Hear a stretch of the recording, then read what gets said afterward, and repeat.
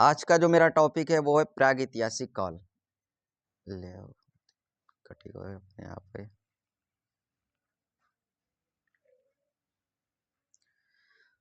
तो आज का जो हमारा टॉपिक है वो होने वाला है प्रागैतिहासिक काल। जैसा मैंने कल आप लोगों को टाइमलाइन में ही डिस्कस कर दिया था कि प्रागैतिहासिक काल इतिहास का वह एरा था जिस एरा के अंदर हमें कोई भी घटना लिखित रूप में नहीं मिली थी, किसी भी घटना का विवरण हमें लिखित रूप में नहीं मिला था।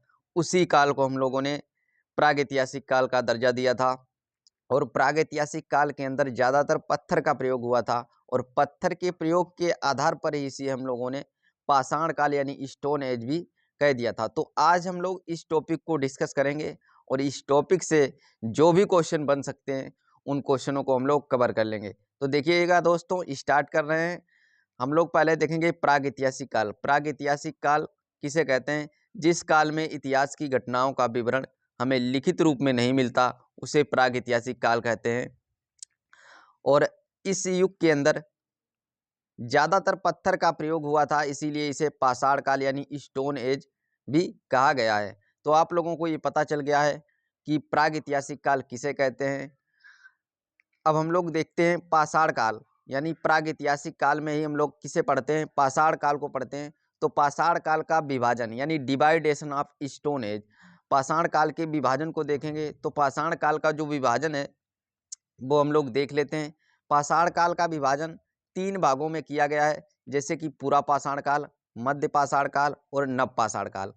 इन सारे नामों को आप लोगों ने सुना होगा। पूरा पाषाण काल के बारे में भी सुना होगा, मध्य पाषाण काल के बारे में भी सुना होगा और नव पाषाण काल के बारे में भी सुना होगा।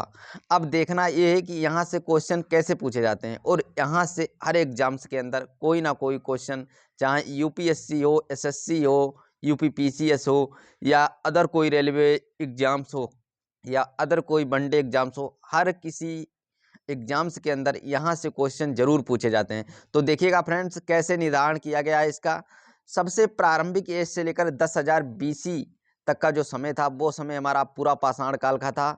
देन उसके बाद में 10,000 बीसी से 5,000 बीसी का जो समय था उसे हम लोगों ने मध्य पाषाण काल के अंदर रखा है। और 5 के से 2500 बीसी यानी 5,000 बीसी से 2500 बीसी यानी जब तक हमारी सिंधु घाटी सभ्यता स्टार्ट नहीं होगी तब तक हमारा जो काल रहेगा वो रहेगा नव पाषाण काल।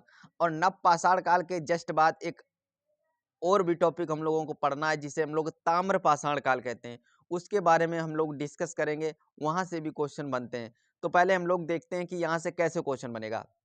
देखिएगा फ्रेंड्स, यहाँ जो भी लिखा है वो सारे क्वेश्चन किसी ना किसी एग्जाम से पूछे गए हैं। जैसे कि मैंने लिखा है पूरा पाषाण काल के अंदर आप लोगों से क्वेश्चन पूछा गया था कि शिकारी प्रकृति का मानव किस काल में था। तो शिकारी प्रकृति का जो मानव था वो पूरा पाषाण काल में, यानी पूरा पाषाण काल के मानव मुख्यतः किस पर निर्भर थे? तो शिकार पर निर्भर थे। आग की खोज किस काल में हुई थी? तो आग की जो खोज थी वो पूरा पाषाण काल में हुई थी। ये क्वेश्चन पूछे जा चुके हैं, दोनों क्वेश्चन पूछे गए हैं। और होमोसेपियंस का उदय, होमोसेपियंस को आप लोगों ने पढ़ा होगा 9th 10th में। होमोसेपियंस, होमोसेपियंस को हिंदी में ज्ञानी मानव कहते हैं। और ज्ञानी मानव का उदय कब हुआ था? तो ज्ञानी मानव का जो उदय है वो पूरा पाषाण काल में हो गया था। और ये क्वेश्चन भी यूपीपीसीएस ने पूछ रखा है। और पत्थर की कुल्हाड़ी यानी पत्थर की बनी कुल्हाड़ी कब मिली थी? तो पूरा पाषाण काल के अंदर ही खोजी गई थी। तो ये सारे ही क्वेश्चन, ये चारों क्वेश्चन किसी ना किसी एग्जाम्स में पूछे गए हैं और आगे भी पूछे जाएंगे, तो आप लोग इसे ध्यान रखिएगा। अब हम लोग मध्य पाषाण काल के बारे में भी देख लेते हैं। मध्य पाषाण काल से जो भी क्वेश्चन बन सकते हैं उन्हें भी मैंने लिखा हुआ है। देखिए फ्रेंड्स, मध्य पाषाण काल में क्वेश्चन क्या पूछा गया था? पूछा गया था कि पशुपालन करना किस काल के मानव का व्यवसाय था। तो पशुपालन कब स्टार्ट हुआ था? तो मध्य पाषाण काल में ही पशुपालन स्टार्ट हुआ था। और चित्रकला भी मध्य पाषाण काल में ही स्टार्ट हुई थी। ये दोनों क्वेश्चन भी पूछे जा चुके हैं ऑलरेडी। और पत्थर के अन्य औजार भी बनने लगे थे मध्य पाषाण काल के अंदर। अब हम लोग नेक्स्ट देख लेते हैं नव पाषाण काल। यहाँ से भी क्वेश्चन बने हुए हैं। जैसे कृषि का आविष्कार हुआ नव पाषाण काल के अंदर। स्थायी निवास यानी मानव ने नव पाषाण काल के अंदर स्थायी निवास की प्रकृति अपना ली थी, यानी मानव अब यहाँ पर अपने स्थायी निवास को धारण करने लगा था। तो स्थायी निवास की प्रकृति मानव के अंदर आ गई थी और बुनने की कला स्टार्ट हो गई थी नव पाषाण काल के अंदर, और पहिए का आविष्कार भी नव पाषाण काल के अंदर हो गया था। और ये सारे क्वेश्चन फ्रेंड्स कहीं ना कहीं पूछे गए हैं और आगे भी पूछे जाएंगे।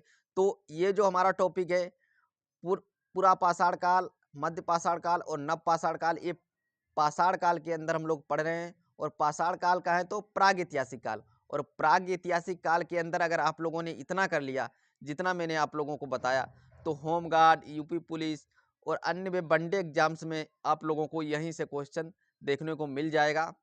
ज़्यादा आप लोगों को डिटेल में जाने की ज़रूरत नहीं है, आप इतना क्लियर कर लीजिएगा। अब नेक्स्ट क्वेश्चन मैंने कुछ लिखे हैं, देखिएगा। ये क्वेश्चन है जैसे कि प्रथम पालतू पशु, यानी मानव ने पहला पालतू पशु किसे बनाया था, तो इसका आंसर होगा कुत्ता। कुत्ता को मानव ने पहले पालतू पशु बनाया था। और नेक्स्ट क्वेश्चन है प्रथम धातु, यानी प्रथम धातु मानव ने पहली बार प्रथम धातु कौन सी थी जिसका प्रयोग किया था, तो तांबा धातु का प्रयोग किया था। तांबा इसका राइट आंसर होगा। और तांबा कहीं कहीं तांबा का नाम चेंज करके देते हैं। देखिए फ्रेंड्स, कंफ्यूजन वाला क्वेश्चन है। तांबा को कहीं कहीं लोहित अयस्क लिखा मिलता है, तो लोहित अयस्क लोहा का नहीं बल्कि तांबा का नाम है। और ये क्वेश्चन पूछा जा चुका है ऑलरेडी इलाहाबाद हाई कोर्ट के एग्जाम में, उसमें उन्होंने तांबा ना करके लोहित अयस्क नाम दे दिया था। और यहाँ पे काफ़ी फ्रेंड्स से ये क्वेश्चन गलत हो गया था, तो आप लोग याद रखिएगा। और नेक्स्ट क्वेश्चन क्या बनेगा यहाँ से, प्रथम फसल, यानी प्रथम फसल कौन सी थी ये पूछा गया है। यहाँ पे आप लोगों को दो ऑप्शन देखने को मिलेंगे, जौ या गेहूं। जौ होगा तो जौ लगाएंगे और गेहूं होगा तो गेहूं लगाएंगे। दोनों में से एक मिलेगा तो कोई भी मिलेगा वो लगा देंगे। देखिए फ्रेंड्स, ये था हमारा ये टॉपिक, और ये टॉपिक हमारा ऑलरेडी क्लियर हो चुका है। यानी इतना अगर आप लोगों ने कर लिया तो आप वनडे एग्जाम जैसे होमगार्ड, यूपी पुलिस और एसएससी का कोई एग्जाम हो, एमटीएस, सीएचएसएल और अन्य किसी भी वनडे एग्जाम्स की अगर आप तैयारी कर रहे हैं तो आप लोग ये क्लियर कर लीजिए और इतने से ही क्वेश्चन मिल जाएगा। तो कल जो हमारा स्टार्ट होगा टॉपिक वो होगा ताम्र पाषाण काल, उसे भी हम लोग देखेंगे। देन उसके बाद में हम लोग सिंधु घाटी सभ्यता यानी इंडस वैली सिविलाइजेशन को कवर करेंगे। तो मिलते हैं कल नेक्स्ट वीडियो में, तब तक के लिए जय हिंद, जय भारत।